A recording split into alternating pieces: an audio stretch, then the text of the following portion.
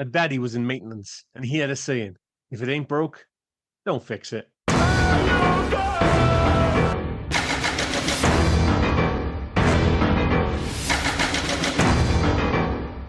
Welcome to the Hey You Guys podcast. I'm Rob, that's Liam, and this week we watched Soldier from 1998, the sci-fi action flick that asks what happens when obsolescence comes with a body count. Kurt Russell stars as Sergeant Todd, a battle-hardened relic of a military program that churns out emotionless killers that are basically battle bots with a pulse. He barely speaks a word, but his 1,000-yard stare and clenched jaw do all the heavy lifting. And somehow, I think it works. Russell's performance is a masterclass in minimalist brutality. Oh, that was a phrase. Set on a desolate garbage planet, yes, really, the film pits Todd against a new breed of genetically engineered super soldiers in a series of explosive, industrial-strength action set pieces. Think flamethrowers, tank battles, and hand-to-hand combat in the rain, all wrapped in a grimy, post-apocalyptic aesthetic that feels like Blade Runner's scrapyard cousin. So join us as we discuss a film that might be more cult than classic, but still punches harder than a genetically enhanced Jason Scott Lee, who, by the way, still wants to do his Bruce Lee impression in this film. Yeah, he does manage to pull that off, doesn't he? I mean, yeah. I mean, he's one of the issues I have with this film. Not that I don't like Jason Scott Lee. I actually think he's really good in this film. He just disappears for too much of it. And the other issue is you have, like the genetic super soldiers. Like, how do you separate them from the old, the original soldiers? Or will they all have their head shaved? And it's like, all right, that's fair enough. The only problem is Jason Scott Lee looks like a little bit like a penis with a face when he has his head shaved, and it just takes the edge off because he's totally yoked and he's this big guy and he's obviously pretty good at martial arts, as we all learned with Dragon, but every time he shows up on screen and he's not doing something physically badass, I just think he looks kind of stupid. Yeah, speaking of stupid, we talk about Tom Cruise's run quite a lot on this podcast. Jason Scott Lee is the run you don't want to do. When he was running behind Todd in the 15-mile race at the beginning, it just looks dodgy, right? It's awful. Yeah. It's like you say, if you've got Tom Cruise at one end of the spectrum, you've got Jason Scott Lee at the other. And it's similar, actually. Like, it's especially important that, and I think you're absolutely bang on with Kurt Russell's film. He is wonderfully stoic. It's an absolute pitch perfect performance as far as like stoic minimalism is concerned. And it has to be, because if you've got a name like Todd, and you have to be a badass, you better be a badass. Again, if at one end of the spectrum, you've got like Stallone and Lincoln Hawk and, Marion Cobra Cabretti, and at the other end, you've just got fucking Todd. You're going to call him Todd? What the fuck, dude? It's like you might as well just call him Gene, for heaven's sake. Luckily, Kurt Russell is so badass that he gets away with it. When you said run, I thought you were going to talk about like his run of movies, because Jason Scott Lee disappeared off the... I mean... I know he did the live action Mulan, he does the Lilo and Stitch stuff. But when I was looking at, like, Kurt Russell's always a tricky one to look at because he's like this really streaky actor, but his run around this is both brilliant and terrible at the same time, much like this movie, actually. So he went from Stargate, where he's basically just playing Todd again. Yeah. Executive Decision, Escape from LA, Breakdown, and Soldier. Now, I don't know if that is the greatest A-list movie run of all time or the fucking worst, but I'm here for just about all of them, except for maybe Escape from LA. I love Breakdown. I think Breakdown is great. I like Breakdown, and it's one of the last... I can't even remember his name now. The bad guy in it, the bad trucker, the leader. Mm-hmm. It's one of the last things of his. Yeah. Yeah, one of the before he passed away, unfortunately. But he had a great run. Well, again, is it a great run or is it a mediocre run? It's a fun run. Let's just put it that way. It's a fun run. None of those films are particularly great. I know we have different opinions on Stargate. I would argue that is probably the kind of objectively easiest to defend of the bunch. Yeah. Whereas, I think we both kind of fall on the side of Breakdown is awesome, and we're both a little surprised we haven't done it on the podcast. Yeah. The other ones, Executive Decision, I've got a lot of love for that film. Escape from LA, Soldier. I will tell you how much I love this film as much as I tell you how terrible I think this film is. They all fall into that banner of like put this way, they're all elevated by having Russell Crowe, Kurt Russell in them. Make no mistake. And Soldier in particular, which has a surprisingly great cast. Like, make no mistake, this film cost like $60 million to make, which is insane for 1998. Yeah, but compared against how much it actually made at the box office is Oh terrible. yeah, this was a massive flop. It made 14 million globally, so this was a massive flop. Make no mistake about it, and has obviously become something of a cult hit. But Jason Isaacs, Gary Busey, Sean Pertwee, the second Connie Nelson movie I've seen this week after Gladiator 2. I feel like I haven't seen a Connie Nelson film for years, and now I just can't seem to escape it this week. Although, if you ask me, that's a perfect example, right? Gladiator 2 is without question a better movie than Soldier. If you ask me which one I had more fun watching, it's Soldier. It's definitely great, Soldier. Yeah. Whoa. Great. I'm just going to controverse for a second there, too. Yeah, right. So it's good for different reasons. I still have fun with it because I look at the action set pieces more than a lot of, because it's all about the action set pieces, and everything sprinkled around it is a bit wrong, shall we say, for lack of a better word. It's funny. So the first thing I wanted to mention, so even though he's great in this film, Kurt Russell only did this film for the paycheck. It was literally, he's even gone on record, said, this is a paycheck film for me all day long. When he read the script and he saw 104 words and how much you going to pay me? Yeah, I'll fucking be in it, dude. It's funny as well, because this film he broke his ankle on. Did you know about this? He broke his ankle. He broke his ankle, and then he broke the top of his foot. So that's why you have loads of weird shots with him first laying down, then sitting down, then standing still, then moving slowly. That's it. So they filmed all the lying down scenes, then the sitting scenes, followed by the standing still, and then the action and running scenes once he'd healed. Now the studio lied because they panicked, because 60 mil budget, 15 to 20 mil of that for Kurt Russell. So they panicked and told everyone he did it on a stunt. I don't know why they lied. But do you know how he actually broke it? No. He tripped over an ornamental cabbage on set. An ornamental cabbage? Yeah, do you know they grow their own food and everything? So they had fake cabbages. That is so easy to believe with this film, because if you get past the dodgy, like late 90s CGI, which we will get to in a moment, the one thing this film, and you can see where a lot of the money has gone into, is the simultaneously expensive and slightly shitty looking set of, I forget the name of the trash planet, Arcadia 234. Arcadia, yeah. So what it reminded me of, even if it's not aesthetically the same, remember when we did the Super Mario Brothers movie? When we did the podcast for that? Yeah. I had the exact same feeling about that. Where you can see the money on screen, but somehow you're just like, why am I looking at an expensive ornamental cabbage? It's like, I know that ornamental cabbage costs a lot of money. I just don't think it looks very good. And that was one of my major issues with this film, is that Arcadia, like the actual set where all the kind of like local, whoever the fuck they are, folk, where they all live, I just think it's quite ugly. And my biggest fundamental issue with this film, because we talked about it last week, like I don't have fond memories of this film. I watched it in like 99, 2000, didn't like it, never watched it again. But I did go in with like relatively high hopes of this being like a bit of a culty movie and, with fun action scenes, blah, blah, blah. And it is that, if you're talking about how the movie is bookended. So it starts quite well. Yeah, with the introduction of the soldier. Like you say about like all the action scenes, basically, what you're talking about is the last 40 minutes of this film is almost like non-stop action in a really cool way. Everything I hoped it would be. The problem is, for like 45 minutes, this film turns into the second half of Mad Max Beyond Thunderdome. And it happens too early in the film. It's like, I'm just getting to grips with like Kurt Russell, this badass. Then you get like the new engineer guys, and they're gonna have like a showdown. And then he gets dropped off on this planet, and it's just like, him trying to become a human again. And it just happened. It just keeps going and fucking going. I'm like, where's the goddamn action? And there's plenty of action in this film. It's just all condensed into the last 40 minutes. They had to, didn't they? Because of his ankle. So I get that. But I wrote this down right on my notes. Todd gets emotionally rehabilitated by a bubble bath and a hug. Dude, I have to ask, right? So there's some weird sequences when they're at the encampment, whatever we want to call it. Yeah. So everything with Kurt Russell and Connie Nelson is fucking weird as shit. And makes it surprisingly cool about a dude who looks like Kurt Russell, fucking his wife all day, every day. Yeah. Because he knows if Kurt Russell decides to take his wife, he's stopping his wife. Yeah, but she's not helping. Like he does that whole bit where you can clearly see her nipples to her top, and she acts all kind of a little bit sheepish.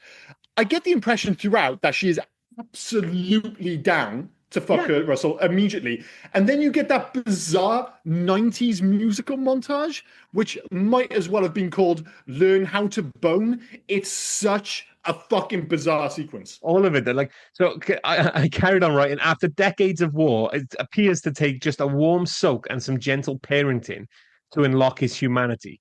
I mean, who knew the cure for PTSD was a cuddle and some chamomile tea? Oh, Because well, apparently that's all you need. that's the most important bit I have to ask you about. When she gave him a cuddle, did he bust a nut? I mean, it's probably the first one he's ever done. Yeah, but I was like, the way he reacted and did like a little shivering, because just before it, the way they were like filming it, I was like, oh, I wonder if he's a virgin. I wonder if that's like part of the narrative. I Yeah, think 'cause it would make sense that he was. I don't think, yeah, any of them are. And they're all they're 40 odd years of age. They all stay in the same room. They only leave that room to do war. Yeah, unless they're doing like the whole Spartan and they're literally fucking each other. I'm like, I don't think he's ever had sex with a woman before. And when she hugs him, I was like, I don't even mean this in a jokey way. I mean this in the way they shot it suggested that he busted his nut when she hugged him, which I don't blame him for. Like, you know, the dude's, it's like that should have been the opening sequence of Twins, for instance. Yeah. As soon as he saw a woman, Arnold Schwarzenegger should have just completely busted up. What was he, like 37 at the time? So yeah, I get it. She looks like Connie Nelson. She, you know, she gives you the hug. It's like, whoa, okay, what the hell is that? It's like I've been, you know, suppressing that for 40 years.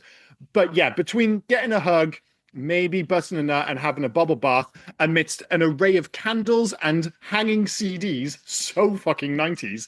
It's like, oh yeah, I'm fixed. How do you know he's fixed? Oh, just a single dramatic tear after he's been banished. Hey, you want to know as well, right? What you said about that and the CDs and stuff. It's set in the future, 21, whatever it is, right? Like 2030, maybe no, it's pretty 2036, 11 Okay. years from now. Okay, so 2036. Sorry, I missed that. But we have spaceships, we have genetically engineered Yeah. soldiers, we have all of this, right? Mhm.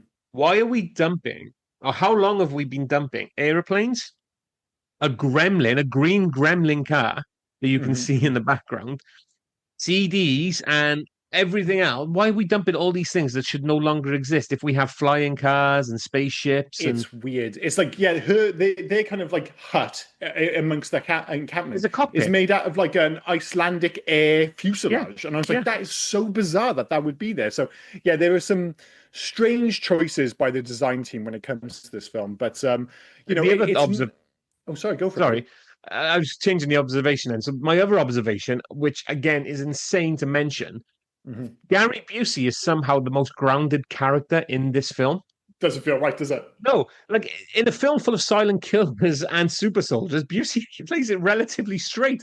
I mean, that alone is a miracle in itself. It's No, insane. it really is. Other than his constant, my daddy My says, daddy. like that's his kind of constant, like, oh, I'm going to have a little thing where I keep telling you quotes from my dad, apparently. I'm all right with his dad quote about if it ain't It's broke, fine. don't fix it. But then his whole nail thing just hit the Oh, nail. yeah. I was Yeah, like, yeah. wow. I mean, he ad-libbed that and he thought that was the best thing since sliced bread.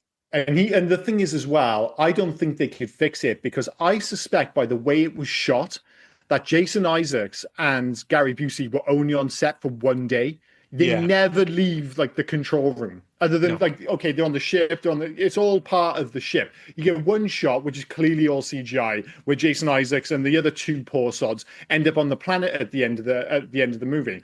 But for the most part, they're just in like a nondescript room, and it's such a shame. Like even when the kind of super genetically engineered soldiers finally show up, all dressed like the Hellgas from Killzone, they keep just getting told that things are happening, but there's no feedback. Like that was screaming for an alien style, you know, like heartbeat monitor or like Yeah. little cameras, Yeah. just so there's like a connection between what they're doing on the ship and what the soldiers and Todd are doing on the deck on Arcadia. But instead, it feels like they're just in another movie, just kind of commenting on what we're seeing. It's all very strange, and I suspect it is just down to, well, we've got them for a day, let's get this fucking done. For a guy as well that likes to talk about the future, the Mhm. future is genetically engineered soldiers, you know, everything's in the past, blah, blah, blah. This is all about the future.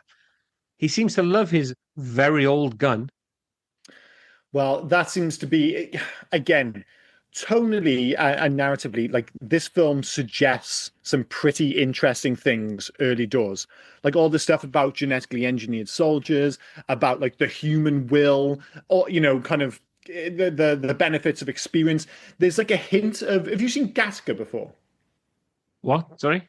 Gattaca. Oh, sorry, I thought you said Gaska. Oh Gattaca. no. I have seen Yeah, Gattaca, yeah. I've got a real soft spot for Gattaca. It's one of those odd films that if it's on for like 5 minutes, I'll watch the entire thing. I Yeah. wasn't expecting this to be Gattaca, but it's hinting at similar-ish themes at the start of the film, and they're all just abandoned for it to turn into. And again, my biggest issue with this film is the fact that it just turns into this melodrama for like 40 Yeah. minutes, which I'm like, okay, I get it as being part of the film, and it's ostensibly required for the last 30 minutes to turn into Sci-Fi Seven Samurai, which I have no issue with, but it just drags on for too long. And I'm like, guys, you've got to get those soldiers back together. You've got to get his group back in. You've got to get Jason Scott Lee involved. And instead, they just abandon the film. And then we're supposed to, like, even when the soldiers show up for the end of the film, they're all dressed, like I said, like the Hellgas. Yeah, from Killzone. Yeah. That's the only way to describe it, because that's exactly what they look like. And it's like, why are they all dressed like that? What is the benefit? Like, they don't need it for air or anything like that. And instead, it just makes them all completely nondescript. And I'm just like, oh my God, it's just a shame, because there are the kernels of a good movie here. It just doesn't quite, land the plane, so to speak. I want to bounce off something you said. You said it reminded you of Gattaca. So go with me on this ride, because it's going to take a minute, right? Go for it. I watched this film, and we've already said I've seen it before. But as I'm watching this film, I'm like, Jesus Christ, it feels eerily similar to something, like the themes and everything. And so I've gone on to a deep dive of like connecting these two films. Yeah. Have you ever seen No Escape from 1994 with Ray Liotta? I have donkeys years ago. I couldn't tell you much about it, but I have seen it. That is a film we are going to do on this podcast, because I love that film as well. I remember quite liking it, in fairness. Yeah. Liking it. I mean, they share a surprising amount of thematic DNA. Like you got the silent. I know one of them is a silent super soldier, and the other's like a prison island thing. But you've got exiled warriors in brutal environments. Okay, they're both elite fighters. They're cast out of the systems that created them, or cast out by the systems that created them. Sorry. They have found families in harsh settings. Each one goes to these harsh settings, and they've got a found family. So despite their violent past, both of the protagonists find themselves among ragtag communities trying to live peacefully.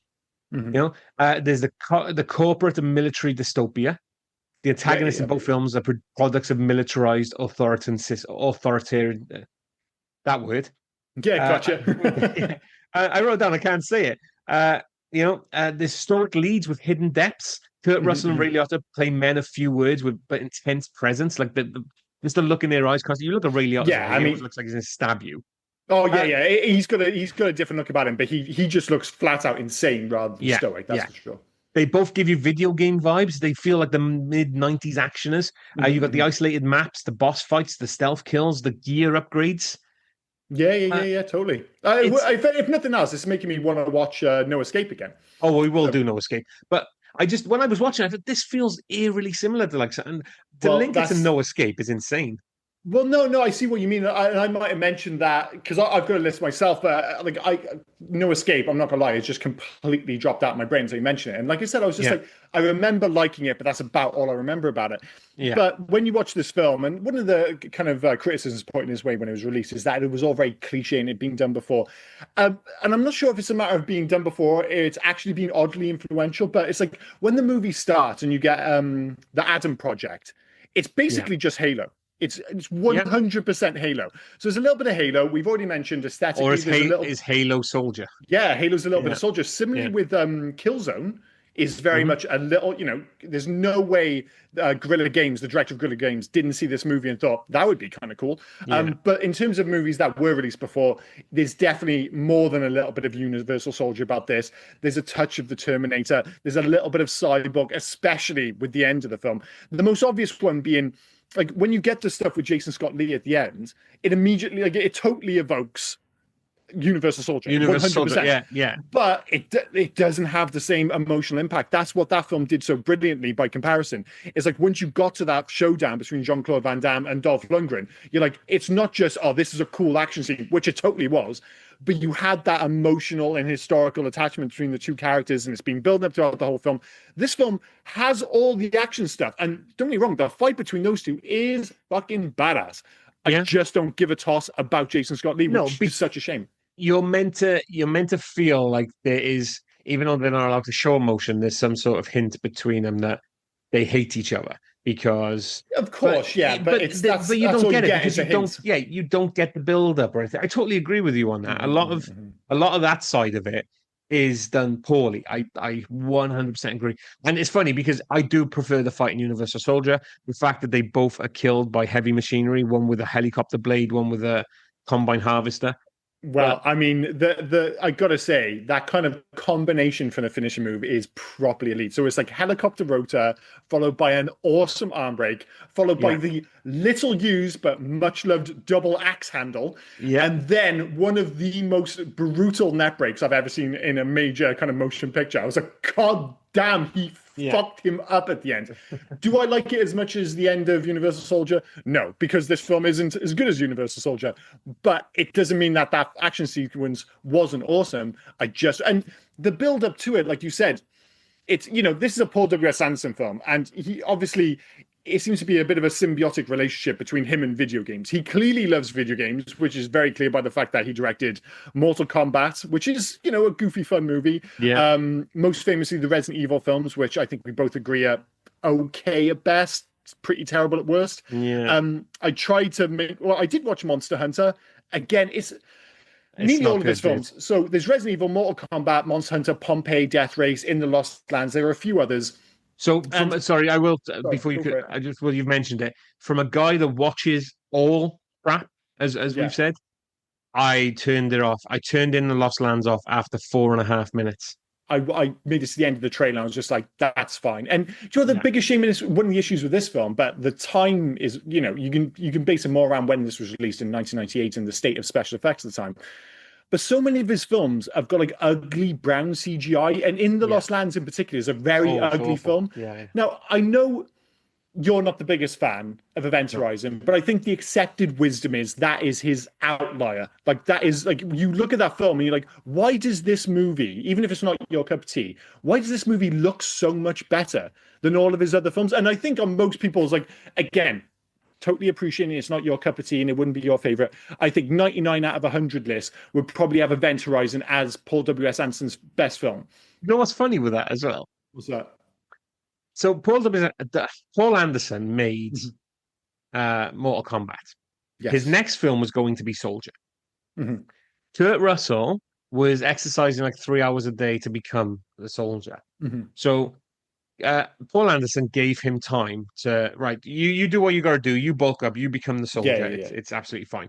Kurt Russell hadn't made a film then, so between 95, I think, and 98, his next film was going to be Soldier. Mhm. Paul Anderson was on a bit of a down thing, so he said, "You know what? I'm just going to make a film called Event Horizon." So Mhm. literally, his next film was meant to be Soldier. Because he gave Kurt Russell a break, he turned around and went, "Oh, you know what? I might just make another space film just for shits and giggles." And he It's makes the film that crazy. you are blowing constantly. Do you know what I mean? It's quite Well, funny. I just think like when it comes to Paul W.S. Anderson, for me, Is he W.S. Anderson or is he Anderson? it's Paul. there's So two. we'll get to that in a minute.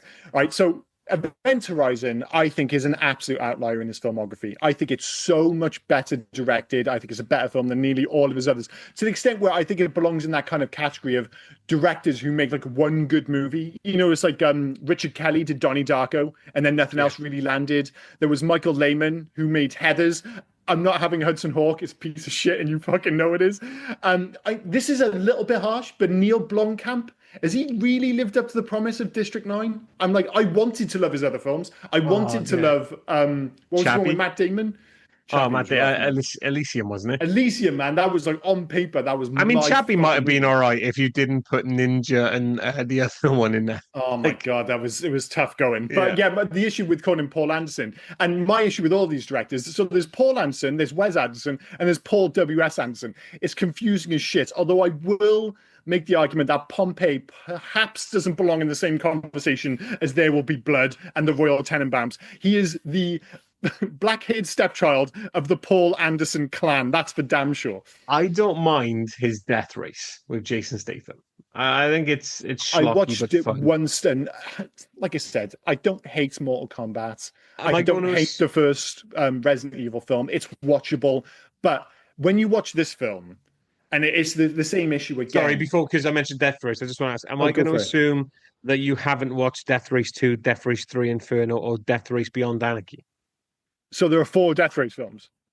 Of the Paul Anderson universe, yeah, the W.S. Anderson Death Race universe. Jesus Christ! No, I knew there was a second one which stars someone. Luke Goss from Bros. That's it. That's what I could almost see the face on the poster. I was like, I know I've seen the second one, and it's someone relatively memorable in the second film. So Death Race 2. I didn't know there was 3 and 4. Put that way. Death Race 2 has Ving Rhames in it as well. Nice. Death Race 3 has Dougray Scott in it. Oh man! If only he had picked X-Men. So you're not going to watch. So I'm comfortable in telling you this. Go for it. So Luke Goss is in that one as well, and he's still playing Frankenstein. But he manages to. I love how you just say that so matter of fact that makes any sense to me. Oh, he's still playing Frankenstein. Of course, he's playing Frankenstein. But they're prequels, right? Okay. So Death Race 2 and Death Race 3 are prequels, I believe. Because basically Dougray Scott ends up becoming the new Frankenstein after he gets because he's like in charge of the Death Race, and then Luke Goss kind of does some shit and he becomes a new Frankenstein basically. And then it goes into Statham's Death Race, but then you get Beyond Anarchy, which has a guy who's probably in like Scorpion King 7 or playing The Rock's character or wherever it is. But I'm pretty sure, if I remember rightly as well, I think I don't think Lovejoy's in 2 or 3, but I know Danny Trejo's in like all of them as well. Class. Well, I see. This is where I have to ask this question. It's almost become like a thing recently. Does it take the usual IMDb run, or are we in sniper territory where it's all over the map? Is this kind of consistently worse? It's consistently down. So Death Race is 6.4, Death Race 2 is 5.6, Death Race 3 is 5.4, and Death Race Beyond Anarchy is 5.2. Well, none of those are terrible. I'm not expecting masterpieces, but it suggests there's maybe something to all of those films at least. Yeah.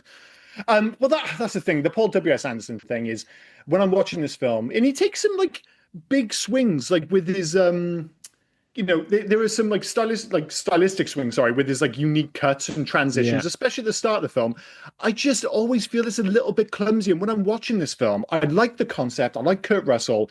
I'm just like, what if this movie was directed by John McTiernan or Verhoeven, or even like what was his name from last week, Mark L. Lester, who did Commando and Showdown in Little Tokyo. Yeah, I was just like, I just feel like there's a better movie which doesn't involve Paul W.S. Anderson. Sadly, he's fine, and he is almost a miracle movie maker where most people would be like, he's not a very good director, he doesn't make very good films, but he keeps getting somebody budget keeps giving him money. I think his movies just make money though, although I'd be amazed if In the Lost Lands made money. Surely that bombed. That had to. I'm sure it's bombed. Should we check it out? Yeah, you have to. I have to know the budget versus the box office, because as brown and ugly as it was, he is a mid-budget director. So usually he's getting a budget of somewhere between 30 and 70, I would have guessed. And I don't think that's come close to like recouping 20 million globally. So he had a production budget of 55 million. Yeah, right in the sweet spot. Right in the sweet spot. No way it made that back. No, come on, guess the worldwide gross. 7.5. 6. Close. Pretty close. Yeah. Dude, it was one of those films, and we both said the same thing when we saw the trailer, that had alarm bells written all over you. That just looks ugly and bad. Even a trailer we watched, we talked briefly about recently, it was like we were both kind of looking forward to Red Sonja, and people forget that the original Red Sonja is actually rubbish, but in a fun way. When I saw the first trailer for Red Sonja, I was like, this looks like bad. I watched an extended clip of it today. Still bad, but a bit more fun bad. And it had Rona Mitra in it, which I was like, I quite like that. And Rona Mitra they had an excuse to bring back the old chest plate thing. Well, it's not a chest plate, is it? Who's the other guy? Was it the bad wizard in that new one? Yeah. I totally know him. I've absolutely blanked on his name. But it was like the first time I'd seen Robert Sheehan. Well, I was like, that might actually be fun. Like you said, there's no way it's going to be, quote unquote good, but there might be a fun movie in there. So my interest levels for Red Sonja have oddly peaked after that clip today. But to bring it back to this, we need to talk about the shared writer of this and the shared universe DNA with Blade Runner. Fuck, Blade Runner, yeah. Which is So, bizarre for people who don't know. It is insane that this is like a pseudo sequel side yeah. story in the Blade Runner universe because it's So by it the was same written, writer. yeah, written by David Webb Peoples, who co-wrote Blade Runner. He describes Soldier as a sidequel, not a direct sequel or prequel, but a story set in the same universe. It's like a distant cousin who shows up at the family reunion with a flamethrower. So there's Easter eggs in this that link you to Blade Runner. Mhm. Todd's combat record includes battles like the Shoulder of Orion and the Tannhauser Gate, both famously mentioned by Roy Batty in his Tears in Rain monologue for Blade Runner. Yep, Uh, can't forget a that. defunct Blade Runner style spinner is the flying car. It's Mhm. seen in the background on the garbage planet, hinting at shared tech and timelines. Mhm. Both films explore the idea of engineered beings discarded by their creators once they're no longer useful. Todd, like Batty, is a product of a system that values obedience over humanity. Both characters ultimately confront what it means to be human. Soldier takes place in 2036, about 15 years after Blade Runner. Todd's military training began in 96, meaning he could have fought in the same wars or alongside replicants like Batty or even against them. So, while Soldier doesn't dive into the philosophical depths of Blade Runner, it shares enough connective tissue to make the No universe shit. feel bigger. Yeah. Blade Runner's grungy gun toting cousin who skipped the poetry but brought the explosives. I didn't write that. I got that off the internet. Fair enough. So yeah, but I mean, so No, you feel the shared universe a little yeah, bit. I mean, what else does this have in common with Blade Runner? Absolutely fucking nothing, just to be Oh, clear.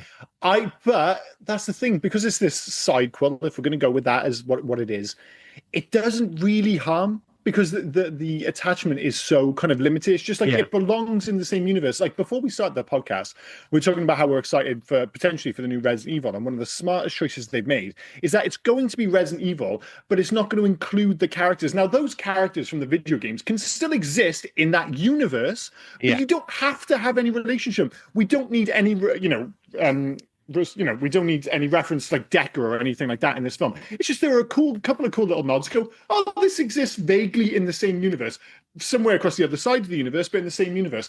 I think that's totally cool. Like if you weren't told, or if you didn't read about it, you would never know. Unless if you're a movie fan, I think that the kind of verbal reference to the Tannhauser Gate might kind of prick your ears up a little bit. Yeah. But other than that, there's no real obvious reason. But there's no. If you really There's want not to even look for it, it's there. that's not even a verbal reference. It's literally when you see this computer screen and his battles. They're just on the computer screen. No, he actually says when he's talking about, because he mentions the fact that he has tattoos on his arms, and he's like, "Oh, they're battles," and he says the Tannhauser Gate battle. Does he? I missed that. Okay. Yeah, Mace references it, and I thought it was strange because it's like, wait, he has his battles tattooed on his arm, and that brings it back. Like, I really like at the start of this film, the battle montage across the countries and moons thing. Like when it's kind of like side on, it's another one of those examples of like a really cool idea. It reminded me a little bit of Age of Ultron, the start of that. When they kind of like jump into battle, and it's like they're kind of walking across.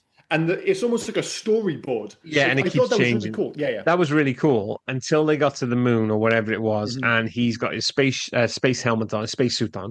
Yeah. And he's got two machine guns, and it just took me straight into John Carpenter's Ghost of Mars, and it felt really like Ghost of Mars, and that was the CG, which is one of the things I wanted to mention. One of the issues of this film, it's not just this film. There is a collection of films in the mid to late 90s where I can only describe them as having a very unique style of dodgy 90s sci-fi CG. So I would put Space Truckers in that, Escape from LA. Right, Battlefield Earth was 2000, but it fits in the same category. Judge Dredd, Johnny Mnemonic, Tank Girl, Lost in Space, Wing Commander. They're all these kind of like mid-budget sci-fi movies from the 90s, and they've all got this like ugly brand of CG. And it's not just the time, because if you go back and watch, say, from 1995, you get Fifth Element. Yeah. That's got a bit more budget, better director. That film still looks great. This belongs in that list alongside the likes of Space Trucker and, all those where you're just like, okay, every so often you get a CG sequence, which just like you say, takes you out of the movie. And the problem is with a lot of these movies, and I get it, it's a new toy, relatively speaking, in the 90s still. And they're just a little bit too keen to go, oh, what can I do with this new, CG toy? And because they're so kind of committed to creating these new shots with the technology available to them, the technology at the time just doesn't quite stretch that far. So, like you say, it takes you out the movie because, simply put, it just doesn't look great. Compare that. We always say, like, there's a reason so many movies that we grew up watching and loving from like the mid to late 80s have aged so wonderfully well, because it was the tail end of practical effects where they still had, like, you get the occasional CG shot in a film or two, but for the most part, they were completely reliant upon practical effects. And that was the peak before they started kind of falling back on CG and stuff. That's why Predator, RoboCop, the Aliens, all these films for the most part still look fantastic. Whereas films from the 90s, I always compared them in the past to, it's the difference between 16-bit games and 32-bit games. It was like, at the time, all anyone was interested, like, no, you've got to use CG because this is a newfangled thing. And it's only like 10, 15 years later, you're like, the technology wasn't quite there, was it? It wasn't quite there. And you get that with this film, sadly, a few times. Changing a little, because I'm just looking at the cast list. Did you see, obviously, Michael Chiklis is in this film, playing Santa at some point. His name is Jimmy. And they don't say his surname, do they? Jimmy Pig, because he has Oh, that there mask. you go. Yeah, they said his surname, did they? No, I missed it. no, I don't think they say it. I think it's because when I was looking him up, I was like, wait, his name is Pig, because I was looking up before I started watching the film. And then when you watch the film, you realize he's got that pig mask. I'm like, well, what came first, the name or the mask? Either way, it's fucking mean, dude. Yeah. Not cool. Well, although, speaking of cast members, I have to say, like, when I was watching the film at the start, and this is something you'll probably appreciate, there's a very what can only be described as the longest walk moment. So the longest walk is a Stephen King novella, which is being turned into a movie soon, or is to be released soon. There's a sequence when they're getting trained as part of the Adam Project where one of the kids falls behind and he just gets fucking popped, and you're just like, wow, man, this is pretty dark stuff. And I was like, man, that young Kurt Russell is on point. Yeah, it's because it's fucking Wyatt Russell. Wyatt Russell, yeah. And Wyatt Russell looks so much more like his dad when he was like 13 than he does now. It's crazy. Like, when I saw him, I was just like, that is almost like the spitting image of a young Kurt Russell. I was like, oh yeah, because it's his son. That totally makes sense. I just wish there was more of that stuff. Something else I wanted to say before you went off on your usual tangent. Of course. Jimmy Pig. You said it was unfortunate that his name was Jimmy Pig. Not as unfortunate as Elizabeth Dennehy, who was just credited as Jimmy Pig's wife. Oh, you don't want to be Jimmy Pig's wife. Yeah, that is one step worse than just being Jimmy Pig when you're Jimmy Pig's wife. Yeah. Oh, ridiculous. So bad. But I mean, like you said, the cast of this film is good.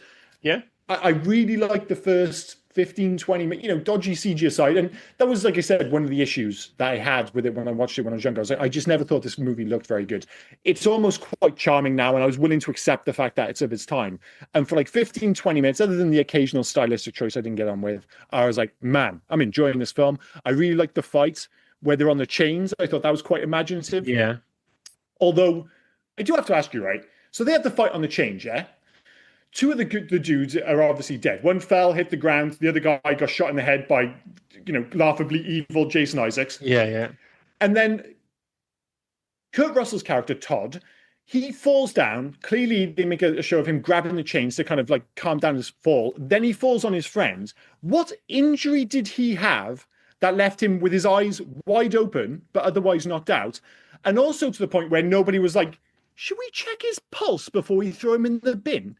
No. In the fucking bin he goes. Like the Isaacs wouldn't have cared. The unit, ridiculous. Isaacs wouldn't have cared if his pulse was fine. In his mind, he's obsolete anyway. Get rid of him. Yeah. Maybe. Fair enough. Do you know the other thing I noticed as well? Did you notice Nielsen's accent slipping? Connie Nielsen's accent slipping? Yeah, a couple of times when a little bit dodgy.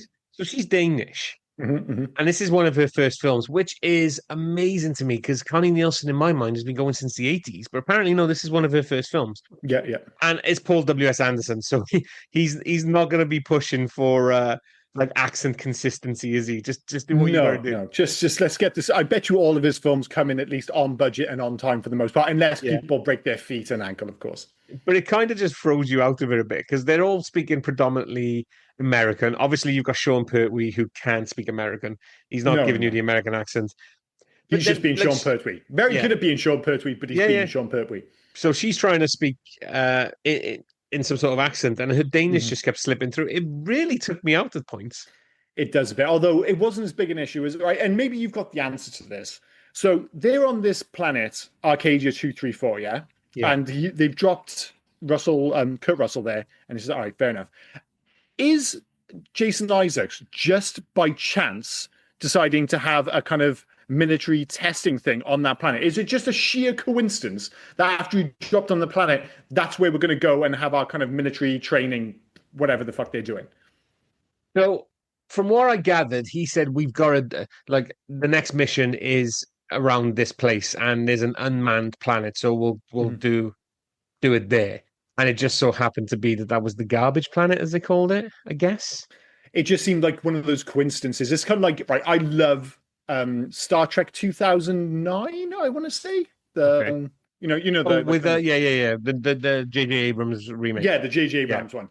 But there's like one bit where Kirk lands on a planet and Spock, the original Spock, just happens to be there. Yeah. And I'm just like, it's an outrageous coincidence. They're just like, no, we've got to have a scene where we have the new Kirk and the old Spock. And it's a fantastic scene, but it's out like, as soon as you stop and think about it, it's just like, it's an outrageous coincidence. This kind of has the same vibe. You get over it pretty quickly because at that point, I'm just like, can we please just get the fucking soldiers back involved? Because like I said before, it just drags on too long. That whole section might have worked if there was like a fight sequence in the middle somewhere. Instead, the closest you get, and admittedly, it's a very cool punchbag sequence. It's this side of Rocky and maybe Captain America is one of the best punchbag sequences I've ever seen. Like he is beating the shit out of that metal, whatever the fuck It's it is. It looks like a massive muffler. Not a muffler. It does. Yeah, or exhaust pipe. The square thing of the exhaust. What the catalytic converter. Yeah, it looks like he's just beating the shit out of that, which is cool. But that whole sequence needed like an action sequence to cut through it instead of just being like, all right, we're going to do 40 solid minutes. But when that finally comes around and I'm thinking like, I still not sure how I feel about the growl after he kills like everyone. And then what is that about? Yeah, it's bananas. But because he wasn't taught to taunt them. No. Like he's a soldier, he follows orders. There's no taunting in this. So I appreciate. It's very strange. But I love his whole thing as well is to be a ninja. Like that is his whole battle plan. Is just. I actually thought about it for like. Sorry, I thought it was really cool that for like 30 minutes or 20 minutes, maybe I'm exaggerating it. This becomes sci-fi First Blood, basically, and it's awesome. Yeah. It's awesome. His combat strategy is be so quiet you become a ninja. Like. Again, he's meant to be a soldier, and from what I can gather from the opening scene, it's just shoot and shoot and shoot. But in this one, he's just he's setting up puppets to shoot them instead and blowing them up and stabbing them in the fucking throat and the eyes and everything.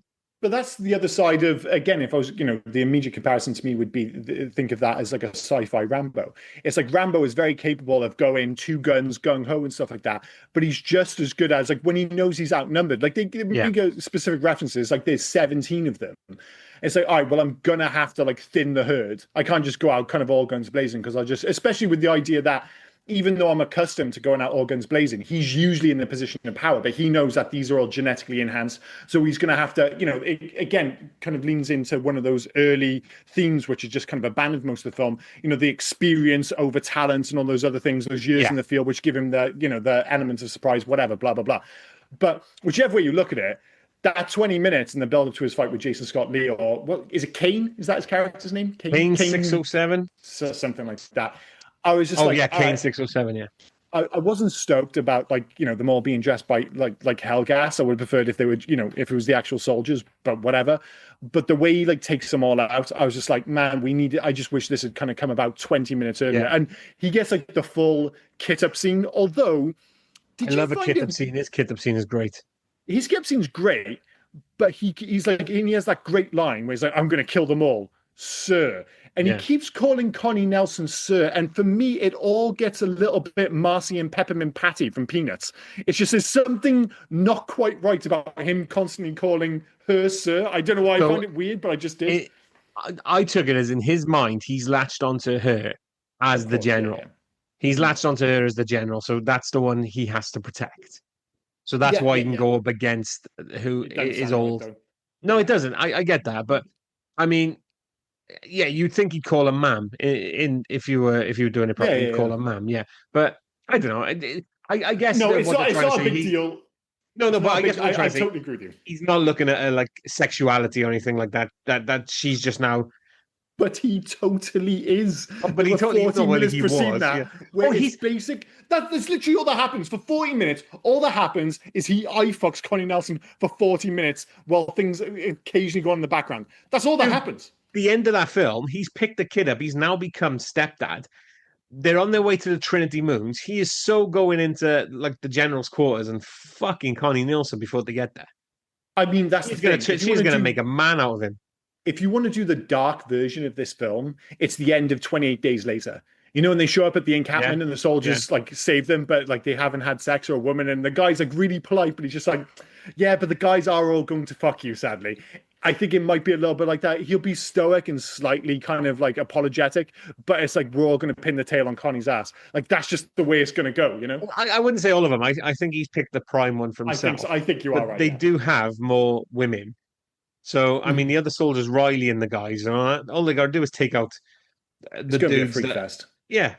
I love that, the idea that if Soldier had been a big hit, and they set up the sequel where it's like they're going to go off to this new planet, that is just like that's where you do get Verhoeven. Get Verhoeven to direct Soldier 2, and it's just a complete fuckfest. Like he would love that. He would be all over that. Maybe, you know, that's the film we missed out on. Soldier 2, directed by Verhoeven, just absolute filth. But never mind. It is what it is. But yeah, like I said, it takes too long to get going. But when, you know, we mentioned the fact that, for instance, like it's all stealth kills. The first three guys he kills with rocket launchers. Oh, yeah. There's a lot of rocket launchers in this film. And nobody seems to care about it as well. Like, to be fair, because they're stuck in the ship, they probably just think it's the guys launching the rocket launcher, so that's fine. But then there was the very impressive minigun scene. I love a minigun scene, and that one was insane. It was so like the backpack was just square and just sleek, and the gun was like a snub-nosed minigun as well. It was like smaller than Jesse Ventura's from Predator. It was closer to, I guess, Schwarzenegger's in Terminator 2, which would be the obvious minigun sequence. Not quite as good as either of those, but you are talking here about two of the greatest action movies of all time. But any movie which has a minigun in it, I'm kind of on board for. And yeah, when this film like goes for it at the end, the action sequences, you know, it's like that's a perfect example. We have seen this before, and we maybe even seen it done better elsewhere. Same with the Jason Scott Lee with Universal Soldier. But it all combines to create, like, if nothing else, a really entertaining action movie. The only problem is it's a really entertaining action movie for like 40 minutes, and the rest of it, for me at least, just doesn't land at all. No, I agree with you, but I still, those 40 minutes helped me love this film. It's not a 5, you know what I mean? But it's still a good film. Yeah, I don't think it's it's not. If you give this film a 5, podcast fucking over, dude. I just had a flash of realism as well. I must not be listening to you half the time. You've gone on a few times about the soldiers being dressed up as the guys from Killzone. Yeah, the Hellcast. There's a reason for it. Mm-hmm. I'll go for it. Because, well, I'm assuming there's a reason why they had to hide the faces and the bodies behind the coat and everything. Because when they're all next to those crawlers, that's not the proper guys. That's a bunch of 4-foot men who are dressed up to make the things look bigger. I thought the vehicles looked quite bizarre, actually. Yeah. But is that a fact that they're all like dwarves, basically? I'll explain it better when we get to facts. But yeah, basically, they're like short men, 4-foot men. I don't think they're dwarfs. I think they're just short men. Short dudes. Yeah. But they're all, and so they all got to be dressed up and hidden because they're put against these machines to make them look bigger. Oh, see, I had no idea. I don't think it's worth the payoff. But yeah, there is. I'm not gonna lie. When I saw them standing next to the machines, I was just like, "Oh, is that where like the other half of the budget went?" Because those like vehicles look absolutely ginormous, just because all the dudes were tiny. Yeah, fair play. And the only ones who aren't wearing the masks are the guys in the vehicles. Funnily enough. Because it's not just Jason Scott Lee, it's the other dude in the vehicle as well. Yeah. They're not wearing masks or anything like that. It's because they can just look normal human size. Yeah, because they're in a cockpit that basically isn't part of the machine. Crazy. And I just have to ask one more question before we move on to favorite scene stuff, unless you have anything else to add, of course. Right. Did you think that Isaac killing Busey at the end of the film felt like a pretty extreme escalation? I didn't get the impression that they had any information to suggest that they were under like really urgent threat. They were just like, well, we're waiting to get the soldiers back. And he's just immediately like, if you don't take off now, I'm going to shoot everyone. It's such an escalation from his character that I Didn't get make it. In sense to me. Jason Isaac's mind, they're obsolete. Why are we waiting for them? They're shit on my shoe. You Mhm. know, don't need them. Blah blah blah. Yada yada yada. I've created the better soldiers, but you haven't, mate, because all your soldiers have gotten fucking killed. Yeah, yeah. What they think is by a substantial military force. It Mhm, turns mhm. out no, by one of the old guys. But yeah, all you got to do is give him a dressing down or give him a beating, because the build up you see throughout this entire film, it's it's looking to be a turn. Busey's doing all of this. You do this. You Yeah, do this. yeah. What are you doing? It's looking to be that Busey takes over Mhm. and teams up with Todd, and Which would then have been flies cool. into the Trinity. That's why all of a sudden he kills him. It's such a twist, uh, because it's building up to Busey having that hero turn, Yeah, and it yeah, just yeah. doesn't happen. Yeah, it's such a shame. And speaking of which, then, and again, it might be just because they only had so many days on set, but it's like when Jason Isaac then ends up on Arcadia with the bomb all set and stuff. I'm like, I Yeah. totally get that. Did the other two deserve that? Because the other two felt Yes. like they were very much aligned with Busey, and they Now were what? just like military folk just doing their job. There was nothing, I personally, I mean, maybe I've missed something to suggest that, oh, they deserve to die on the planet with Jason Isaacs. So I don't know if they deserve to die on the planet, but once and I mean, if a bubble bath and a hug turned Todd, the other Mhm. guys turned quicker just from a stoic look at their fallen commander. Yeah, but Because as it soon as is they, Kurt Russell, bro.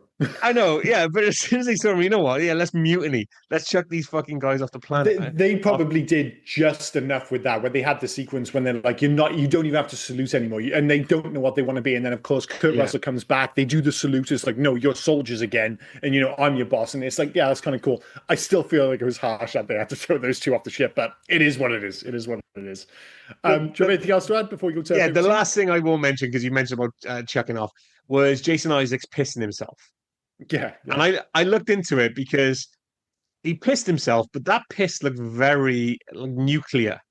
Like, It wow, did that's look an odd right. color. It basically it looked like he'd been drinking nothing but like Mountain Dew for the past week. Yeah. So it's like, okay. So it turns out, and I'm stretching the facts here. I'm like going into facts here a little bit, but it turns out that that was ad-libbed in quotes on the day.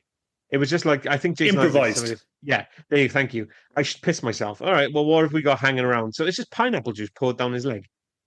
Yeah, I mean, it does. If nothing else, it looks like he's not been drinking enough water, put it Yeah. that way. But Yeah. I'm not sure if he needs to piss himself. But I guess the whole idea is he is a bit of a sniveling toad. And Yeah. like I said, I like the idea of the Busey and Isaac's interaction. I just wish they had done more than just put him in the room with no direct kind of interaction with the guys on the ground, which I thought would have been much cooler. So it's just another of those issues where it's like the film, every time I think it's getting somewhere, and I'm like, oh, no, I don't mind this. It just makes another silly error, but it is what it is. Another thing to mention, this film bombed so hard. Obviously, 60 million budget made 14.6 million. Mhm. It bombed so hard in the US that they didn't even risk releasing it in some overseas states. In the UK, we didn't get it in the cinema. It came straight to DVD. Yeah, I And always find those movies so interesting. The one I think I've mentioned before, but the one that caught me out, and this was before we all had the internet and stuff. But I remember very specifically the first. It was the second time I'd ever been abroad, and we went to Paris in I think it was 1996. And it's another film which falls into that dodgy 90s CG trap. And I remember seeing this absolutely gigantic billboard for Pluto Nash. oh And I had yes, yes, yes. never, I was pretty on top of movies back then. I was like, and I loved Eddie Murphy because I grew up, with Raw and I've watched all his films. I'm like, what the fuck is Pluto Nash? And it's like in cinemas now. I'm like I was like, I've never even heard of this film, and it was exactly what you said. It was such a big bomb that in loads of territories it just got straight to DVD, straight to VHS kind of treatment, and that was one of them. But yeah, shame. So they released Soldier to DVD over here, but the Hmm. DVD is insane over here. I Hmm. can't remember if I mentioned last week, so I need to mention it because you were down in Cardiff this week, so I lent you Hmm. because we couldn't get Soldier on anything. I have Soldier on digital, and Yeah. I also have Soldier on hard copy. So so when we went out for a couple of drinks the other night, I lent you my DVD copy of Soldier, and it's one of the only disc, probably the only disc I've ever seen that has. It's a double-sided disc, Hmm. but for some reason, on one side it's just a 16.9, on the other side it's the normal. It's the widescreen. I've never seen either. It's No. So instead of like, some of the older DVDs where you'd have like half the movie on one side, half on the other, or even those rare ones where it's like on one side you have the movie, on the other side you have the bonus disc. No, it's just the same thing on both sides, just in different aspect ratios. And I totally agree. It's the only time I've ever seen it. I'm sure there are other examples. I've never seen it before except for this one. Nope, not at all. Absolutely insane. Absolutely insane. As for favorite scene, I mean, it's clearly going to be either Todd killing the Hellgas like a sci-fi Rambo or the fight with Kane. I think I'm just about going to give it to the fight with the Hellgas because, like I said, I love the fact that he goes like full John Rambo for a bit. I love the minigun. I love the use of rocket launchers, even though it's not very quiet. I think it's the most imaginative part of the film. So even though the fight with Kane is dope, I just always hanging over that sequence is it looks just like Cyborg and Universal Soldier, but it's not quite as good. But that whole sequence I thought was ace. So I'm going to go with the Todd killing the Hellgas. You're 100% correct, but to change it up a little bit, I got to go with the kit up scene. I love a kit up scene. I've said it before. When Commando is probably like the peak kit up scene in a film. It's the most iconic one for sure. Yeah. But this one, I love it as well. I think it's great, and like a knife going into its scabbard, and like just reloading a gun, and for some reason, the '80s kid in me loves that shit. So it's awesome. And then you like, I'm going to go. Afterwards, you know what the line's going to be. As soon as she says, "What are you going to do?" You know what the line's going to be. I'm going to kill them all. It's like, of course you fucking are. Of course you are. Awesome. So I will say that you are correct. You're 100% correct. Yours is the right answer. That's where I would have gone with. But to change it up a little bit, I'll go with the kit up scene. Well, I think that's a perfectly acceptable answer. Loves and hates. My three loves are the cliched but cool premise. I've seen this all a million times, but I like the idea. And like you said, I think this was influential enough that I'm sure there are other movies that have done it before, but I'm just convinced that somebody at Bungie watched this film and thought, I could take, we can't use the Soldier license because that film fucking bombed, but it's a good idea. And it absolutely has, it definitely influenced Halo, which is one of my favorite video game series of all time. Just to Kurt Russell being badass, just any movie where Kurt Russell's being a badass. I mean, you can make the argument that he's stoic to the point of absurdity in this film. Like the writer said, he went out and wrote this because he watched Terminator at the cinema, and that kind of inspired him. And you can see that link with him just really saying fuck all. There were a couple of times I'm like, dude, you could say something, but whatever. But him just being a stoic badass, I'm totally on board for. And the last 30 minutes are like a great video game adaptation for a video game that doesn't exist, a la Edge of Tomorrow or something like that. Like I said, it goes all sci-fi First Blood, but this really does feel like an awesome video game for like 40 minutes in the best possible way. So those are my loves. Mine, Kurt Russell's silent but deadly performance. I mean, he delivers a near wordless portrayal of Todd, relying entirely on body language, his facial expressions, and just his sheer presence. It's a choice that I reckon works. He just turns the stoicism into like a superpower, making every grunt and glare count. I think he's great in it. He is. Yeah, I'm still not sure about the growl over the radio, which I thought was mental. The growl. Yeah, but everything else I'm on board with. Yeah. The action set pieces, they're gritty, they're explosive. The flamethrower battles to the brutal hand-to-hand combat. It kind of doesn't skimp on that spectacle. The choreography, if there is any, is quite raw. It's just I don't know. It's just grimy, and it's like aliens in a scrapyard kind of feel. I enjoy it. Yeah. No, totally. And lastly, the atmospheric sci-fi setting. The Garbage Planet is just bleak. It's bizarre. It's strangely compelling. It's just a dystopian wasteland that gives the film like its unique look. It's part of a space western, part of post-apocalyptic survival film. I think it's good, and then you got the contrast then between like the military who are quite sterile and the scrappy civilian colony. But I think the setting is great. Yeah, because that kind of sets it apart. Because like you said, we've already mentioned the fact that this is kind of like cribs from so many movies, blah, blah, blah. It's like, the ending. And this isn't the only movie to do this. There have been 100 films which have looked at the end of Seven Samurai and thought, oh, we'll do that. But obviously just one samurai or one super soldier, as it were. But what sets it aside is that kind of unique setting of a kind of trash planet. Where I was trying to think of like another movie with like trash planet in it. And the only one I could think of was Transformers the movie, the animated one, which they go to. WALL-E?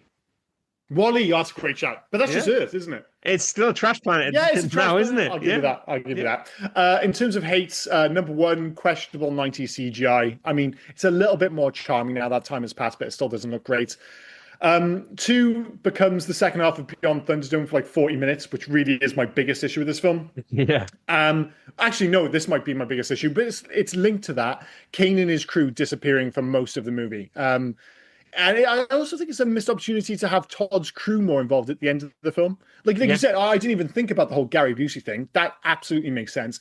But he could have got the other crew to kind of land to help, with the numbers. I think that would have been cool. So what would have worked? Sorry, what would have worked? You said it already for the thing. You needed more like aliens or anything like that. You needed camera.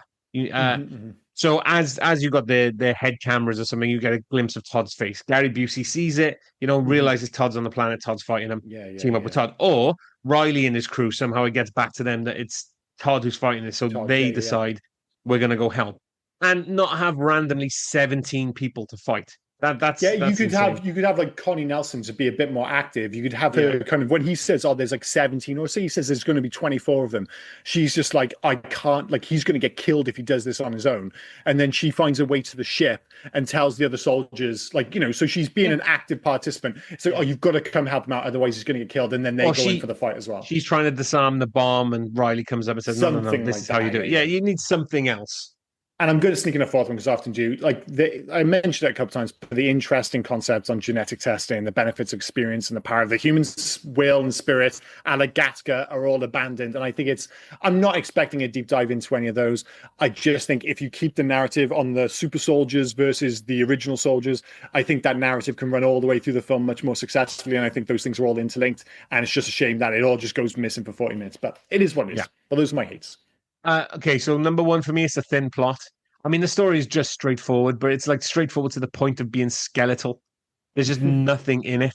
The underused supporting cast, you got Gary Busey, Jason Isaacs, Michael Chiklis, Sean Pertwee, Connie Nielsen, actors we know now. I know that, maybe not so much back then, but you'd expect some like memorable character moments. We've already said a few that we would have expected instead. But they're just sidelined, or they're just given generic military dialogue. It's just like you say, it's like those characters. You just want them to be doing more, but they're just not given enough, sadly. But and number three, the clunky pacing and editing.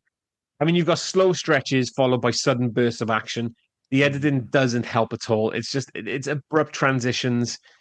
They just feel like they're trimmed down too aggressively sometimes. It didn't help the film, the look of the film. Yeah, and I think that's a big part of it. Is, as I said, like the pacing issues is a massive problem with this film. Like it starts promisingly, and then it really slows down for that extended period. Just like you just need like a few peaks in there, but it just doesn't really happen. And then it just completely blows its wad non-stop for 40 minutes. Like, well, that film's fucking insane. I just feel like you say, and maybe this does come back to the whole. The fact that he injured his foot and they had to film around it. I suspect that has a lot to do with the way the film is structured in the end.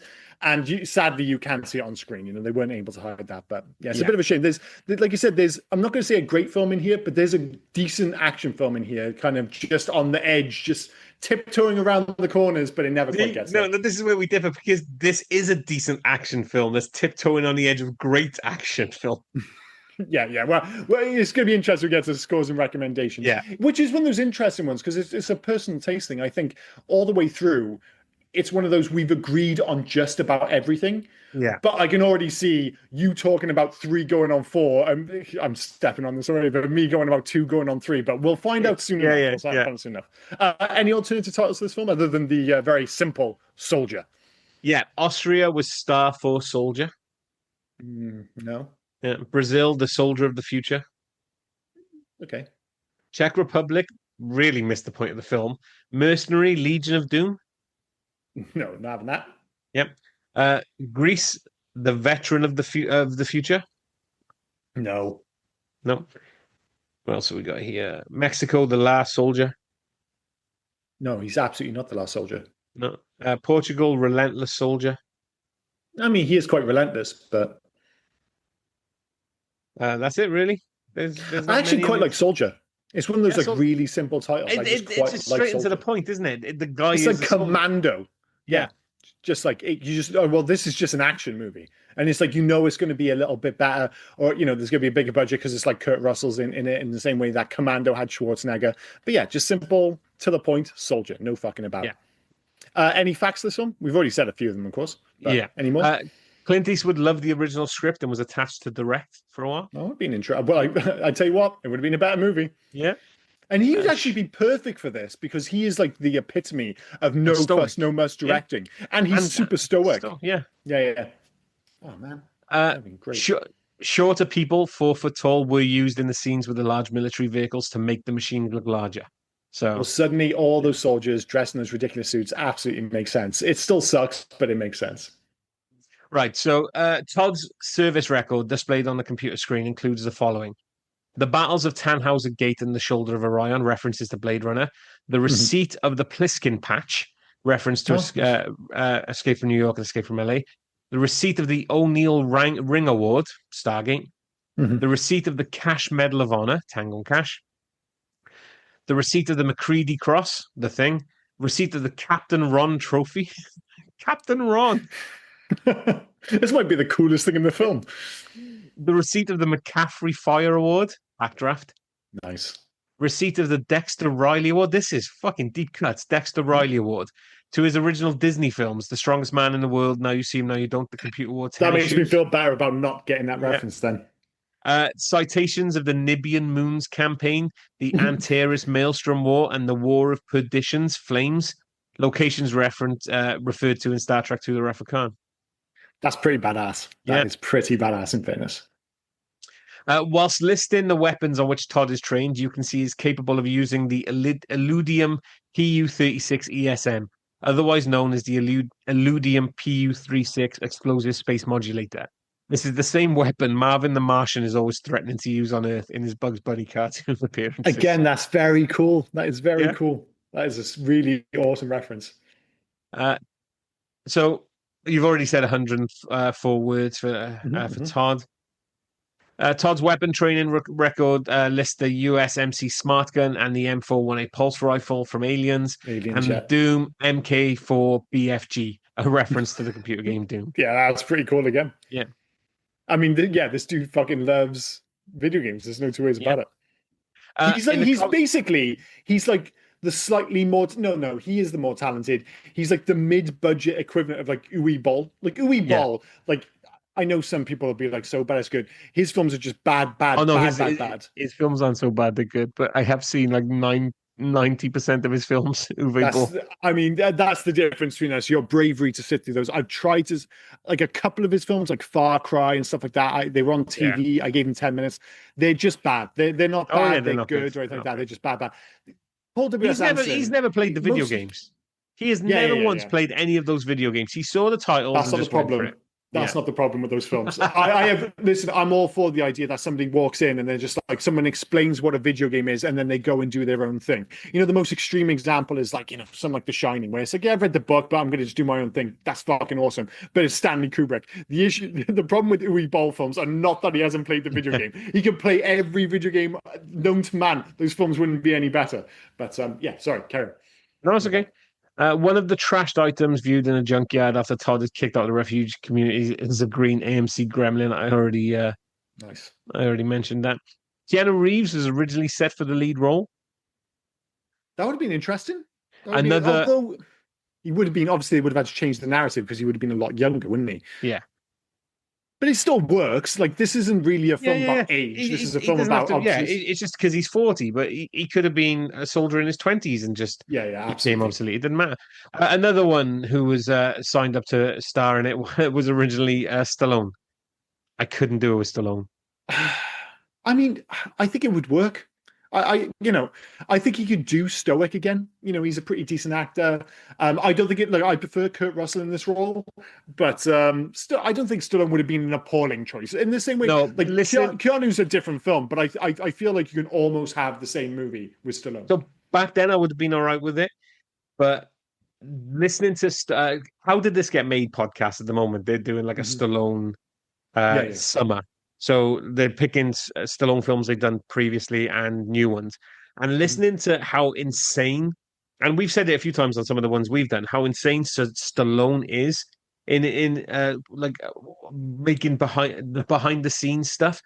Like especially around this time for sure. Yeah. So when he did Cobra, he approached the author and said to the author of the original book, "Put my name on it instead, because you'll make money. Because I want people to think I wrote the book as well as doing the film." I mean, that is mental. That is properly mental.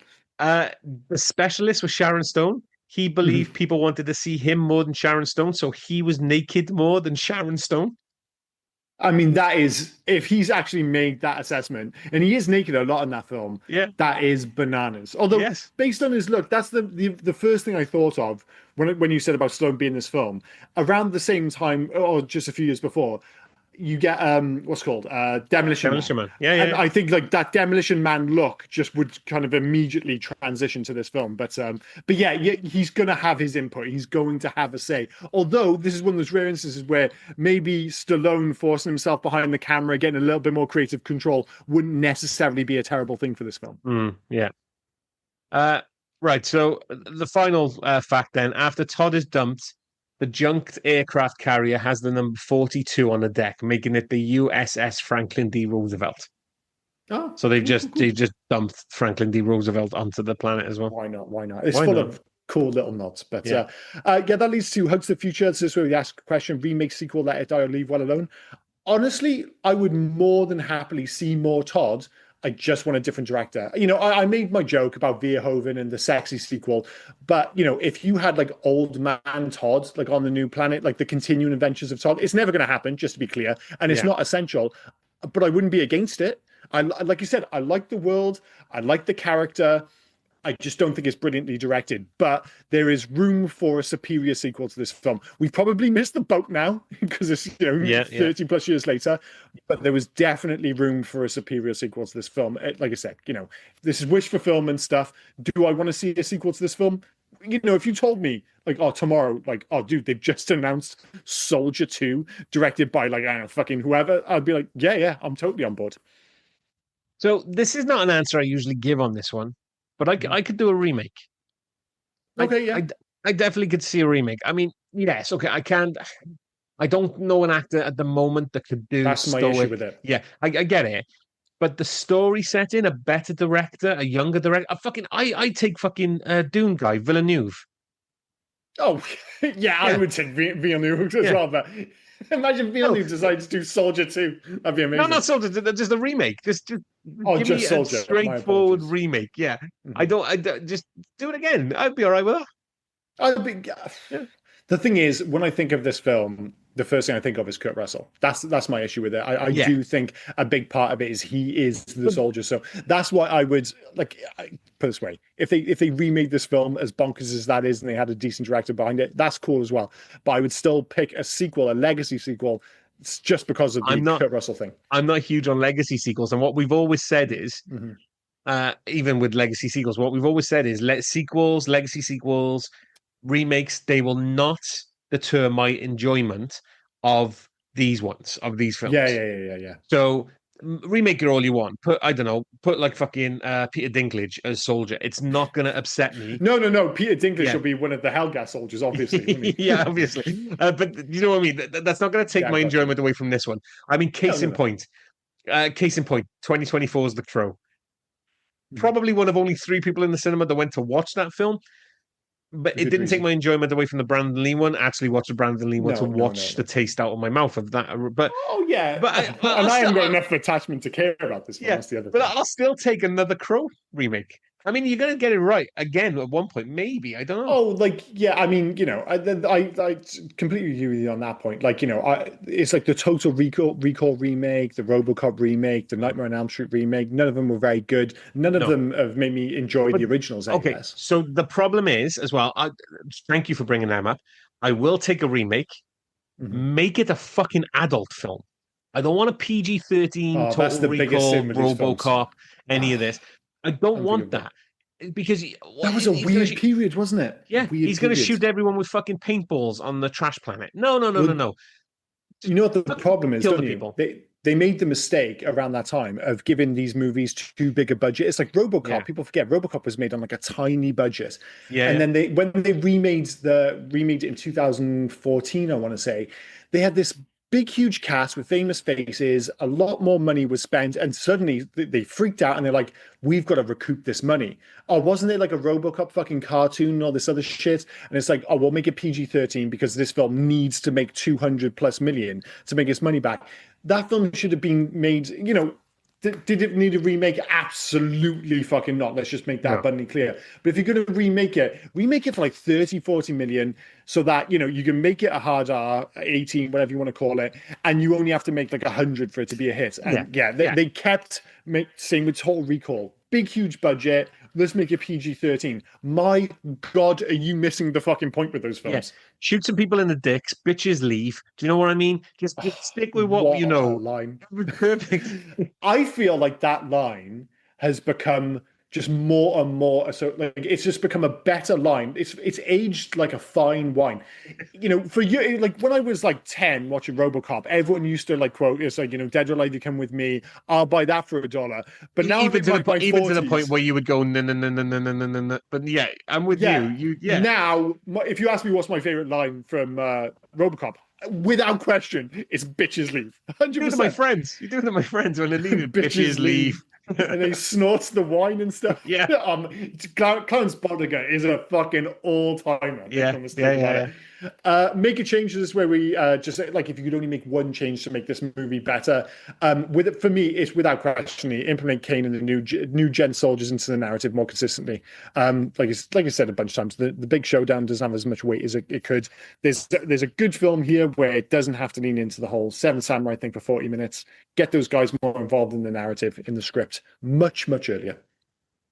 For me, lean into the Blade Runner connection a little bit. If you're going to hint at it, just lean into it. Instead of genetically engineered soldiers, why aren't replicants, Kane and everything replicants? Todd's humanity through his contrast with the artificial beings. The noir style, the noir style visuals, the moral ambiguity to elevate. Like I just lean into the Blade Runner side of it. I'm not massive on Blade Runner. I can't remember what am I trying to say? I don't know if I don't like Blade Runner, if that makes sense. Well, it doesn't, because Blade Runner is a masterpiece. If it's a film you haven't seen for a while, I can't weird Blade Runner, because obviously there's been this whole kind of world built around it. And obviously we've got the sidequel and all that nonsense, but if you go in, I hadn't watched Blade Runner for a number of years, and then it was re-released in the cinema. I was like, I'm going to watch Blade Runner. And then when you watch it, you realize that fundamentally it's a much more simplistic film. And it's exactly what you said there. All those themes and interesting, kind of big idea concepts, whatever you want to call them, they're all there if you want them to be, but the narrative is actually super simplistic, and it's a much smaller film than you probably remember. We'll have to on the podcast at some point. We should. That's why I haven't rewatched it, because I thought at some point we were going to do. I can't believe it's taken us this long to actually think about doing it. But I watched it. I don't know why. I think what happened was I watched it in the 80s when it came out, so when I was a bit older to watch it. I watched it in the 90s, and I haven't watched it since the 90s. When I think about it, you're in for a treat, actually. Well, Blade Runner 2049 soured me, so I didn't want to go back and watch. It really is, and that is the thing. Blade Runner 2049 is a sequel to the idea of Blade Runner than it is to actual Blade Runner. All that highfalutin stuff, it kind of doubles down on all of that in a way that the original, when you boil it down, it's a cop looking for 4 robots. Yep. And it's just that's it. All the stuff around the sides, that's all window dressing. It's wonderful window dressing. But Blade Runner 2049 went, what happens if we make a movie about the window dressing? And don't get me wrong, I love Blade Runner 2049, but it's a completely different movie. And I totally get how it might sour you to the idea of the original. The other thing, I just want to stress this quickly, if you haven't watched this since the 90s, there is a good chance that you've been watching the quite bad theatrical cut. Now, the ultimate but the other thing that soured me on Blade Runner was the fact that there were 9,000 cuts. It was like George Lucas and Ridley Scott were just arguing against. You want to steer clear. This is one of those rare examples where it's quite important because the theatrical cut has a terrible voiceover from Harrison Ford. It's just so bizarrely, if you because it's on Sky Movies at the moment. I was like, man, I haven't watched Blade Runner for ages, and I was like, I'll just put this on for 20 minutes. It's the fucking theatrical cut with the voiceover. It's horrible, horrible. So if you watch the director's cut or the ultimate cut, you're fine with either, and it'll be a much better film. And we'll make sure we do that for the podcast. But we will cover Blade Runner at some point. That kind of answers because 2049. That was Dune guy, wasn't it? Villeneuve or whatever. That was Denis Villeneuve, yeah. Yeah. So it's a gorgeous film, but it's but he's already touched the Soldier universe. Then he has done Blade Runner, so yeah, he could give us a Soldier remake. I didn't even think of that. He's already got one foot in the universe, so why not make Soldier 2? Video games, unbelievably well. It's not, but it feels unbelievable because it's such a video gamey movie. But obviously, it was this big, huge flop. But I mentioned it earlier. But I like the idea that if someone was going to make it today, that Bungie, obviously they don't have the rights to Halo anymore, that they went back to the well and thought, we're going to have Halo basically starring Todd. You could do the same thing with Guerrilla Games and Killzone, as you mentioned it. But the one I've landed on, and it's for a similar reason, like the issue with Killzone was that it had this really interesting aesthetic, but it didn't have much in the way of character or charisma. And I thought the same was true to a lesser extent, but it's a better fit for Crytek's Crisis series. So Crisis is basically Soldier with a super suit, but he's fundamentally got all the same kind of abilities, and it's that same combination of kind of like high-tech stealth and just being a total badass. But again, the character in the Crytek series is slightly forgettable. You put Todd in the fucking Crisis games, I'm like, oh yeah, dude, Kurt Russell in those games, I'm totally for it. So I'm going to go with Crisis Soldier Edition. You feeling okay? I think so. Well, video game section is your section, but you didn't actually mention the fact that there was a Soldier video game. Was there really? I totally missed that. Yeah, Soldier. It was released in 2000. It was a PC game. It was based directly on the film, developed by Sinister Games, published by South Peak Interactive. You play as an obsolete soldier fighting to protect refugees on a junkyard planet. You're mirroring Todd's arc. It's a third-person shooter, weapons, fast-paced action. It's largely forgettable, but yeah, there was. I did Google it, and for some reason it didn't come up. Probably because it's just so. Oh, actually, Soldier video game. No. It's largely forgotten and may have been cancelled before full release. There we go. There we go. Sorry. Admittedly, it could have passed by anyway, because if it was just PC only, for all my, I'm a video game guy. I'm a console. I'm a console gamer. Yeah, I'm totally a console gamer. But I couldn't remember there being the existence of a Soldier game. But there are a few instances like that where they're in development, but then the movie bombs. This was back in the day when these games got turned around pretty quickly. This was made in 2000, so the movie'd already bombed, and they went, I wouldn't be surprised if they developed it with the idea that it would have been released in 2000, and it's just completely bombed. So for me, when looking at this game, looking at the action, looking at the machinery, the weapons, everything like that, it feels like a Gears of War. Yeah. I get that. I mean, Marcus and Todd's kind of like the same character. I mean, Marcus doesn't shut up from what I remember. I've never been an Xbox gamer. Chatty. I've never been an Xbox gamer, so the fact that they're now moving, you're going to play Gears of War, the new one, they're now moving over to PS5. Definitely looking forward to you'll love Gears of War. It's aged really well because the combat system still feels great. Especially, I've played, because I was always like an Xbox guy as well, so I played all the Gears of War games. And the issue is like, do I want to go back and play one again? Because they've already re-released it once. I've played Gears of War 1 through 5. They're all very good, but they've got that very distinct feel of gameplay, which was all the rage in like the kind of late noughties, but nobody else quite got to the same level as Epic Games. That the way you kind of click into cover, there's something about it, and that kind of gritty combat. When you have your kind of chainsaw gun and you kind of run it through the bad guys, it just feels awesome. And if you've never played them before, I suspect it's still going to hold up really well. So I've been wanting to play them, but I just can't bring myself to, for some reason, get an Xbox or play on Xbox. Yeah, well, you're a PlayStation guy. That's fine. Yeah. So I've been waiting for them. Dude, this feels like it's going to be a pretty solid home run for you. I think you'll be fine. Best and worst of IMDb. So this is where we pick one random 10-star and one 1-star review for this film. As for the number of written reviews, there can't be that many. 67. Going. Keep going. Well, higher or lower? Yeah, higher, much higher. 222. Keep going. Fuck it. 374. Keep going. Or eight written reviews. Written reviews, 426. Jesus Christ! Every so often we get one of these where it's like, every so often I get into a little role where I'm pretty close with the guesses, and then you get batshit fucking Soldier where everybody wants to write a review for it. It's absolutely insane. So 10-star reviews now. I have no fucking idea, because if there's that many people writing reviews, I suspect they're going to have quite strong feelings about it. 57. Oh, 71. Okay, I can deal with that. Yeah. That's still a lot of 10-star reviews for this fucking movie, dude. Right. So, written in January 2008, titled "One of My All-Time Favorite Flicks." Not a big fan of Jason Scott Lee, but I love Connie Nielsen, and Kurt Russell played this character so well. This is one of those movies where things don't have to be plausible or critically acclaimed to be enjoyable. It just works. I'm a picky movie critic. I generally like all facets of a movie to click and be professionally done. Technically, Anderson is as good as anyone, but he's too Stephen King. Sorry, I made a face then, but nobody can see me. Sorry, I made the sound, so it's fine. Yeah. But he's too Stephen King. Too much rote and not enough passion. But for this movie, it works because the main characters, the soldiers, are supposed to be passionless. Connie Nielsen's character provides the humanity, not because of Anderson's direction, but because she's not only talented, she's a professional and doesn't need to have her hand held throughout a scene by a director. Kurt Russell makes the movie, though.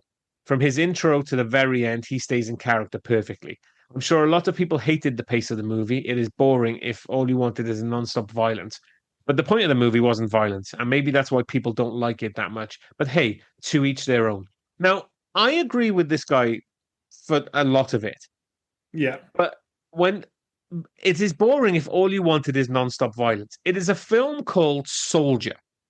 Yeah, I think that's fair enough. Like you said, I think there's actually enough action in this film. Yeah. It's just, and he mentions it there, the pacing issue. It's just edited, but it's put together poorly. That's the problem. Yeah. This is what, an hour and 37 minutes long. There's maybe like 40 minutes of action. That's plenty for any action movie. It's just the way it's delivered is the problem. So yeah, he makes some decent points, but it also doesn't read like a 10. That feels like one of those contrarian ones where it's like, other people are giving it a 2, so I'm going to give it a 10 to level things out. He doesn't think this is a 10-star film because it's not. It's crazy. 1 star. A lot of people probably don't like this film. It's less than the 10 stars though, right? It's less than the 10 stars. 32. 13.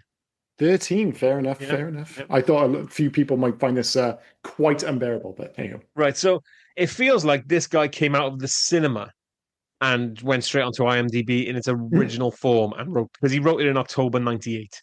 Oh, I'm not fucking around. He's like, I'm one of the first people to have the internet around here, and I'm going to use it to write a review for 1998's Paul W.S. Anderson action classic Soldier. Yep. Right. So titled, long title.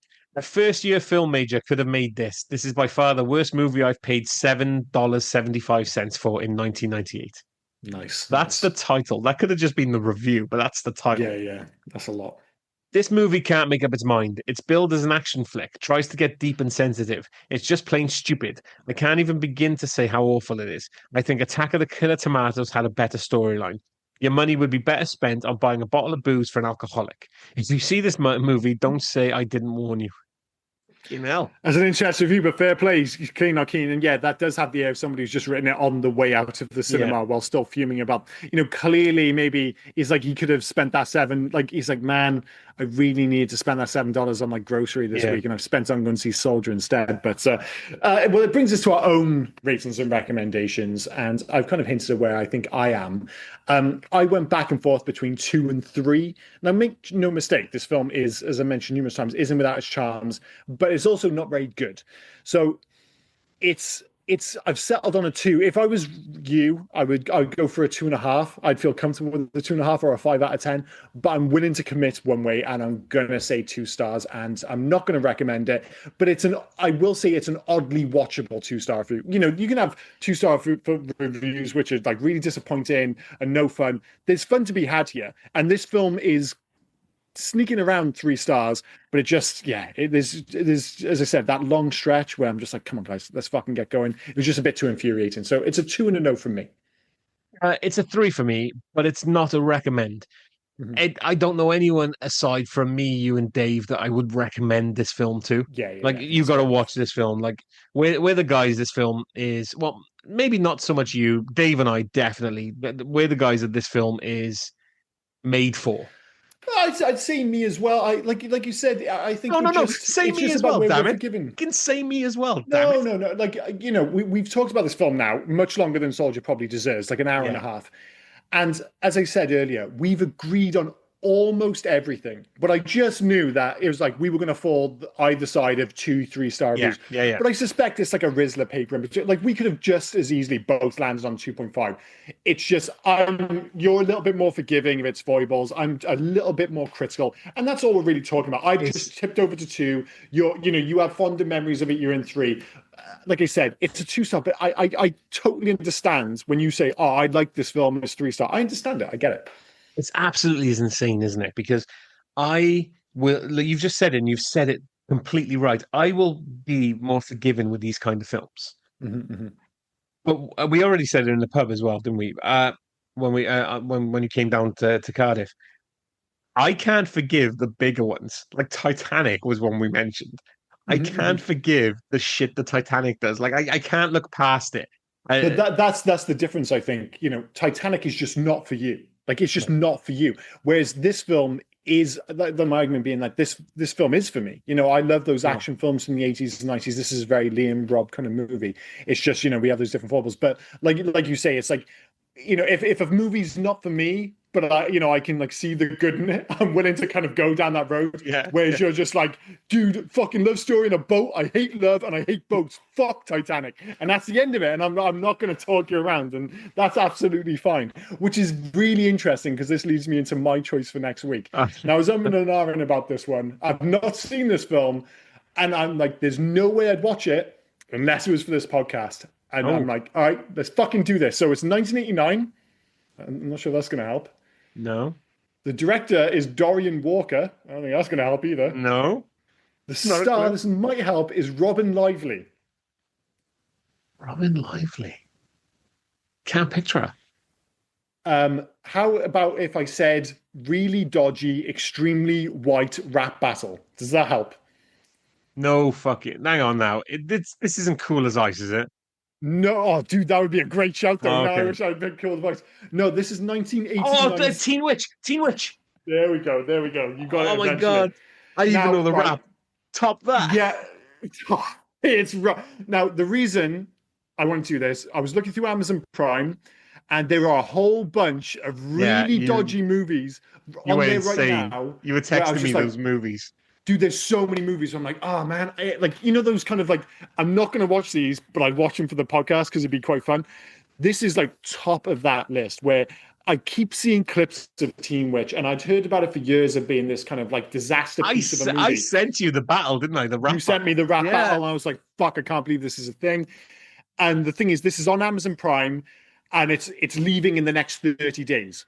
And that is usually the kind of like, well, if I'm ever gonna fucking do this film, do it now. If nothing else, I suspect this film's going to give us loads to fucking talk about. If you have no idea what I'm talking about with Teen Witch, type in Teen Witch rap battle and you'll see everything you need to know about this film. And I wouldn't be surprised if you join us next week for 1989's Teen Witch podcast. And I've never seen the film, but I've seen No. enough to know it's fucking batshit. I haven't seen it. I know Into the Light Carol Ann, Zelda Rubinstein is in it. Yeah, Zelda I know Rubinstein's she's in it as well, I know she's in it as well. Wow, for fuck's sake, yeah. Yeah, I we have no might as idea well what do it's going to be. we might as well do Tammy and the dinosaur or Tammy and the T-Rex as well. Dude, I'm not going to lie. I kind of want to do Tammy and the T-Rex. I started watching it and I was just like, nope, this is for the podcast. This is definitely for the podcast. It's absolutely insane. So yeah, I'm not expecting this to be a masterpiece by any stretch of the imagination, but I think it might actually be loads of fun to watch. If you want to give it a go, or if you've never seen it before, like I said, it's on Amazon Prime for the next 30 odd days, and we're covering on the podcast next week. So if you want to go down that road with us, please do. I can pretty much guarantee as well that you could probably listen to next week's episode while you're making a fucking pot noodle or something. It's going to be like a 30-minute conversation. You say that, but it could be like those. These are often the ones where just so many batshit things happen. And if you watch the trailer, it's so peak 80s from an aesthetic perspective. Like the fashion, the look, everything about it. It's, if nothing else, it just looks wonderfully nostalgic. That's where I know her from. She's the weird Karate love Kid 3. interest, but too young to be love interest in Karate Kid 3. So she just becomes Yeah. the friend. Yeah. She's incredible. Because he's a 45-year-old man and she's like 16. Yeah. That's all I know her from was Karate Kid 3. So I'm not sure if I've not done the research yet, so I don't know if there's a bunch of other films which she's obviously in, but I just know from Karate Kid. She's 3. in Wildcats with Goldie Hawn. Oh shit, man! I used to really like Wildcats. Yeah. That's the American football film, yeah. Yeah. With Woody Harrelson, Wesley Snipes, others. Yeah, she's in Dream a Little Dream too. After Teen Witch in '89, she didn't have an acting until '95. She's in Dream a Little Dream too. It's the thing is, if you watch the trailer, she looks quite charming in this film. Yeah, it looks silly, it looks goofy, it does look quite charming. But like I said, this is like one of those opportunistic ones where I'm like, like you hear enough about it where to the point where like I feel like I should have seen this film. Well, yeah. I'm gonna right that wrong this week, and I'm gonna force you to do the same fucking thing. So yeah, we're doing. I'm not sure how you feel about this. If this is a good choice or a bad choice. You briefly mentioned the film the other day when we were in the pub. I've mentioned the pub about 4 times now. You briefly mentioned the film, and I was all geared up for that film. I'm not going to say what the film was, just in case we cover it again. I was all geared up for that film, thinking, okay, all right, then you've mentioned this. Maybe that's the one you're going to pick. And now you've just totally tuned. And of all the films, you came back on text and went, fuck me, Space Truckers. And I thought, okay, maybe Teen Witch, dude. That has shocked me. Well, like I said, it's become such a kind of cult movie, and like you said, a big part of it is the opportunistic element of it being on Amazon Prime for a limited kind of period. So I was like, fuck it. Like I said, I don't want to pay to watch Teen Witch, so I'm just like, this is a great opportunity. It could be a complete disaster, but I think if nothing else, it's going to be fun. And that other film we were talking about, we are still going to cover it, despite the fact that you're not a fan. But that's another one which has got loads of interesting talking points. But first and foremost, Teen Witch. So I'm not sure this is going to go down like a bag of fucking hammers. That fucking song's going to be in my head for days again now. Oh, dude, that, like I said, if you listen to this, don't know what we're talking about. Teen Witch rap battle, check it out. I'm pretty sure you'll be convinced by the end of that. But is there anything else to add before we wrap this up? Yeah, just one message off regular listener Stephen Dunn. He sent an email just titled "Apologies." Oh, okay. What's this about? So he's come back with, "Hi, gents. Please allow me to offer my humble apologies. I've been on holiday and didn't get the chance to listen to the last couple of episodes. Have you ever tried to listen to a podcast by the pool while a member of the animation team pretends he's Fatboy Slim?" I don't think he meant animation team there. I'm guessing he meant the entertainment guys. Entertainment team, yeah, totally. Yeah. He said, "Anyway, I'm catching up and halfway through the show down in Little Tokyo episode when Rob mentions he'd be disappointed in me if I hadn't seen Laser Mission. This is the reason for my apology.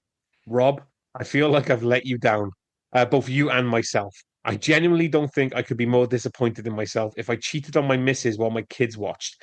Anyway, it's on YouTube and in decent quality too. Just to confirm, I'm talking about Laser Mission, not me committing infidelity. So guess what I'm watching right now. Hope you can forgive me, Rob. Best wishes, Steve Dunn." Now, Steve has sent what he thinks of the film, but like a good auteur, I'm going to wait till next week to... I'm all for it. If anything, I'm actually going to do a bit of research myself on Laser Mission, because if nothing else, that is one of the best titles ever. I love Laser Mission. I'm like, that sounds fucking dope. It's like, it could be a video game, it could be a movie. Either way, it sounds like it's going to be fun. So if it's on YouTube and I can watch the whole film, I might actually give that a go ahead of next week as well. So please do.